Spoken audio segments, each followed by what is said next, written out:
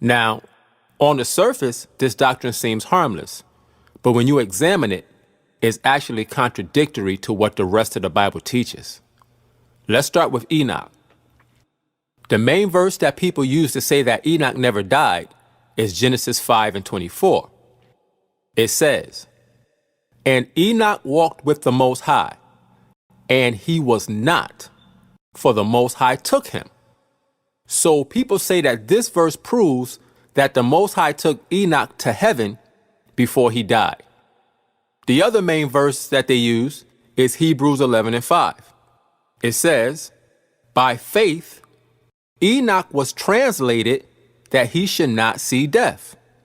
So based on these two verses, many people conclude that Enoch did not die a natural death. Now let's take a closer look at these two verses.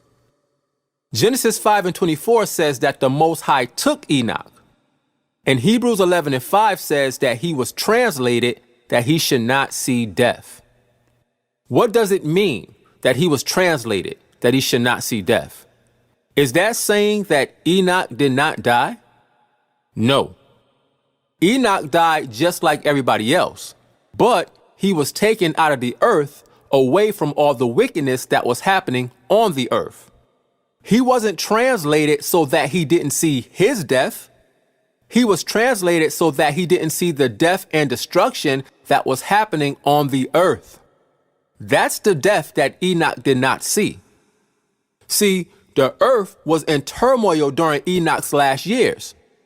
So the Most High gave Enoch a peaceful death, and he took him away from all the evil that was on the earth. Watch this. This is Isaiah 57:1. It says, "The righteous perisheth," meaning the righteous dies. It says, "And no man layeth it to heart." People don't consider why the righteous die sometimes. It says, "And merciful men are taken away." See that? Merciful men are taken away or translated, just like Enoch was. It says, "None considering," again, people don't consider, it says, "that the righteous is taken away from the evil to come." You see? So sometimes the Most High allows a righteous man to die, not because he's wicked, but because the Most High is sparing that man from the destruction and the judgment that's coming. That's what happened with Enoch. He died a peaceful death before the ultimate destruction of the Most High came upon the earth. Let's go back to Hebrews 11:5. It says, "By faith, Enoch was translated that he should not see death." Watch this. "And was not found, because the Most High had translated him." So here it says that Enoch was not found because the Most High translated him. That doesn't mean that Enoch vanished off the earth without dying a natural death. When it says that he was not found, that's another biblical way of saying that he died. This is Psalms 37:36. It says, "Yet he passed away." So this particular person in this verse, they died. It says, "And lo, he was not. Yea," watch this, "I sought him," meaning I looked for him, it says, "but he could not be found." Why couldn't this person be found? Because it said he passed away. He died. Notice it says he was not. That's the same thing it said about Enoch, that he was not. Watch. I'm going to put Genesis 5:24 under this verse so you can see it. Here it is. It says, "And Enoch walked with the Most High." Here it is. "And he was not." See? He passed away. It says, "For the Most High took him." You see? The phrase "he was not" or "he is not" is a biblical phrase that deals with death. Let's look at some examples. When Joseph was sold into Egypt, his brothers thought that he was dead. They didn't know he was still alive and that he had become the governor of Egypt. Let's see what they thought happened to Joseph and what they said about it. This is Genesis 42 and 13. It says, "And they said, Thy servants are 12 brethren, the sons of one man in the land of Canaan. And behold, the youngest is this day with our father." Watch this. "And one is not." Meaning one brother is dead. Now they were talking about Joseph. They thought that he was dead. They said, "One is not." Now, let's go to Genesis 44 and 20. Remember, they're talking to Joseph, but they don't know that it's him. So Joseph asked them about their family. Let's see how they responded. It says, "And we said unto my Lord, We have a father, an old man, and a child of his old age. A little one," watch this, "and his brother is dead, and he alone is left of his mother, and his father loveth him." See that? They thought Joseph was dead. That's why they said he is not. Now, let's go to Lamentations 5 and 7. It says, "Our fathers have sinned," watch this, "and are not, and we have borne their iniquities." In other words, our fathers sinned and are dead, and we are bearing their iniquities. You see? Now, the same words are used in the New Testament when dealing with death. Let's go to Matthew 2 and 16. It says, "Then Herod, when he saw that he was mocked of the wise men, was exceeding wroth, and sent forth," watch this, "and slew all the children that were in Bethlehem and in all the coast thereof, from 2 years old and under, according to the time which he had diligently inquired of the wise men." So Herod killed all the Israelite children of 2 years old and younger. Now watch this. Verse 17, it says, "Then was fulfilled that which was spoken by Jeremy the prophet, saying," verse 18, "In Ramah there was a voice heard, lamentation and weeping and great mourning. Rachel weeping for her children and would not be comforted." Why? It says, "Because they are not," meaning the children died. They were dead. They are not. So the phrase "he is not," or "he was not," or "they are not" is talking about death. So according to the precepts, when Genesis 5 and 24 says that Enoch was not, that means he died. Now, let's deal with Elijah. Let's go to 2 Kings 2 and 11. It says, "And it came to pass, as they still went on and talked, that behold, there appeared a chariot of fire and horses of fire, and parted them both asunder." Here it is. "And Elijah went up by a whirlwind into heaven." Now, when most people read this verse, they assume that Elijah was taken up to heaven where the Most High is. However, that's not what this verse is saying. When it says that Elijah went up by a whirlwind into heaven, it's talking about the sky. A chariot of the Most High took him from the place he was at to a different location. The word heaven doesn't always mean the place where the Most High is. This is Genesis 1 and 20. It says, "And the Most High said, Let the waters bring forth abundantly the moving creature that have life." Watch this. "And fowl that may fly above the earth in the open firmament of heaven." What does heaven mean here? It's talking about the sky. That's where the birds fly at. And that's where Elijah went up into. He went up by a whirlwind into the sky, and he was brought to a different location. And at some point after that, he died. Let's prove it. This is John 6 and 38, and this is Yahweh Shai talking. It says, "For I came down from heaven, not to do my own will, but the will of him that sent me." So we see here that Yahweh Shai said that he came down from heaven, and we know that he's talking about the heaven where the Most High is. Now, let's go to John 3 and 13. It says, And no man have ascended up to heaven, but he that came down from heaven. Now we just read in John 6:38 that Yahushua said that he came down from heaven. It says, even the Son of Man, which is in heaven. So Yahushua made it clear that no man ascended up to heaven where the Most High is except for him. What does he mean? He's talking about in bodily form. Yahushua is the only person who ascended up into heaven in bodily form.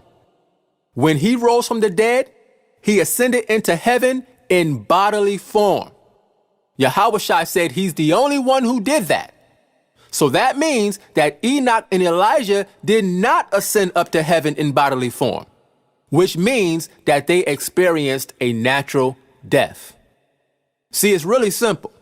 If Enoch and Elijah did ascend into heaven in bodily form, then Yahushua is lying.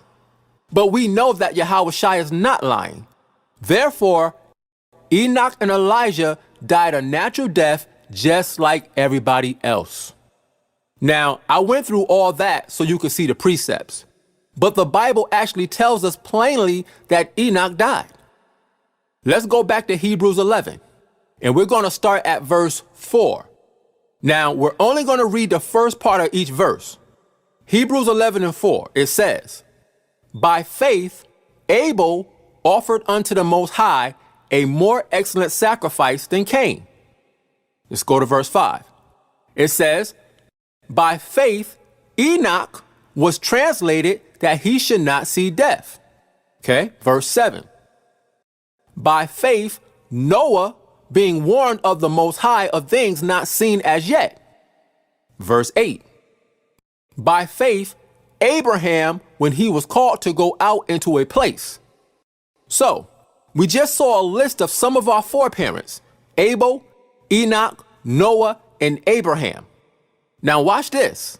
Let's jump down to verse 13. It says, these all died in faith.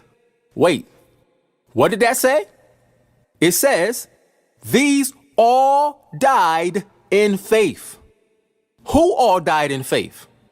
Everybody that was listed. Abel, Enoch, Noah, and Abraham.